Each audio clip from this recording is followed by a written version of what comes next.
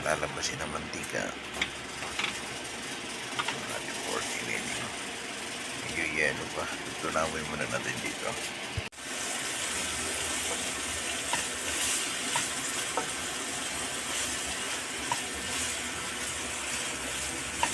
Natin yung sibuyas bawang.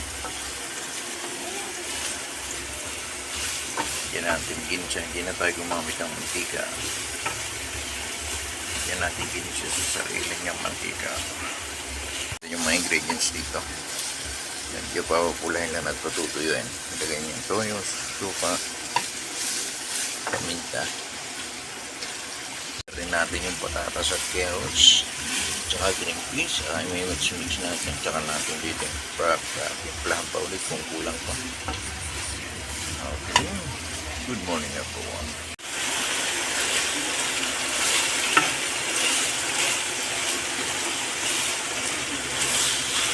Pork pipilitin natin mga luto na siya.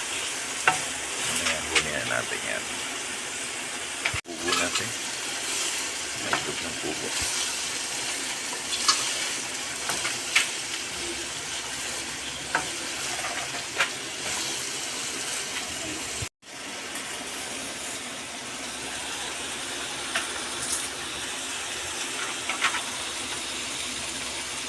Giniling natin, malinaw na lasa.